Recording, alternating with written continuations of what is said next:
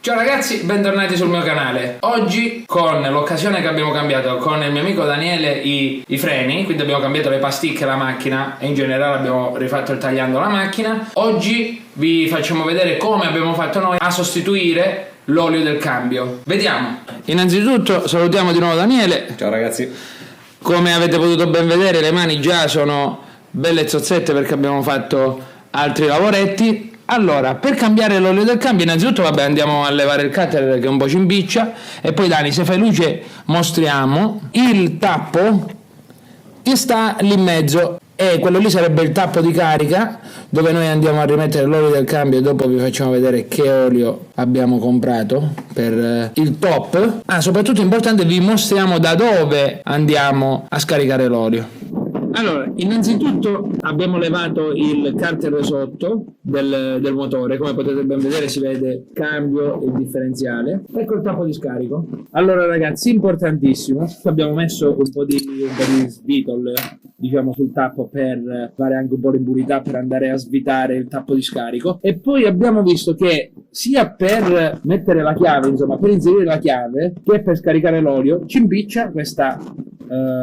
barra qui, che è una barra di rinforzo che è stata messa sotto. Quindi abbiamo già svitato le due viti, andiamo a svitare quelle altre due e dopo andiamo a svitare il tappo e scarichiamo l'olio. Quindi adesso prendiamo la nostra chiave a bussola da 12.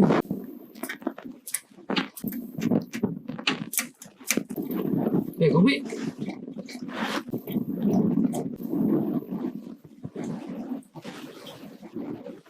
Ecco, adesso lo lasciamo scolare. Da osservare il tappo magnetico, che c'erano delle impurità, Dani? Sì, ecco qua, sono rimaste, nel senso sono già passato con lo straccio. Con lo straccio praticamente ci stanno tutte delle limaturine che vengono via dagli ingranaggi del cambio, che inevitabilmente piano piano si consumano, voglio dire. E vediamo sul libro uso e manutenzione, che lo danno in dotazione ma non lo guarda mai nessuno, vediamo il litraggio dell'olio che va messo dentro la macchina. Allora, ecco ragazzi, dicevamo che nel frattempo che sta scaricando l'olio abbiamo preso il manuale uso e manutenzione, che è un oggetto che è sconosciuto a molte persone, ed ecco, praticamente siamo sulle caratteristiche dei lubrificanti. Vedi, lubrificanti e grassi per la trasmissione del moto, se leggete, cambio meccanico e differenziale, lubrificante sintetico di gradazione SAE 75W. Quindi loro consigliano un lubrificante monogrado. Noi abbiamo preso, Dani fai vedere, abbiamo preso il Mobil Lube 1 SHC 75W90, quindi non è un monogrado, ha la doppia gradazione, è un olio totalmente sintetico, sia base che additivi sintetici. E poi vi faccio vedere un'altra cosa, sempre sull'altra pagina indietro, per capire quando ce ne dovevamo mettere. Eccolo qua, scatola del cambio differenziale, vedete, per il 1000S Multijet 1,8 litri. Nel frattempo Daniele sta costruendo, sta assemblando la chiave praticamente proprio sulla fine dove ci sta il tappo di carico, e ci vuole uno snodo, quindi ci abbiamo messo uno snodino 12 maschio, quindi sia a brugola sotto, a brugola sopra da 12. Il nostro tappo è lì sotto, quindi dicevamo che leviamo il carter del motore perché impiccia. Allora, avrei voluto farvi vedere per bene la chiave, ma è veramente impossibile mettere telecamera e chiave allo stesso posto, quindi Daniele assicura che ha imboccato la chiave. Ecco ragazzi, questo è per farvi vedere praticamente lo snodo, ci aiuta ad arrivare sul tappo di carico. Adesso il tappo lo prendiamo da sotto, preso. Ecco ragazzi, questo è il tappo di carico, come avevamo detto, sempre questa è una filettatura molto fitta. Adesso l'unica cosa che dobbiamo fare è far finire di scolare l'olio, poi andiamo a mettere il mitico, come sta, Mobil 1. Adesso che ha scolato ben bene, prima cosa andiamo a rimettere il tappo al posto suo.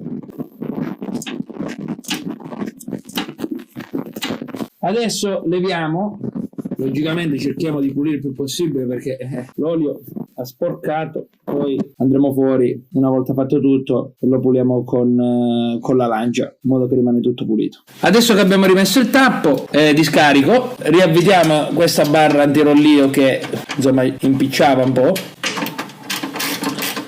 Fino adesso ci siamo resi conto che la maggior parte delle chiavi che abbiamo utilizzato sono chiavi molto standard, questa qui in particolare invece è una 16. Adesso riserviamo bene quelle di giù.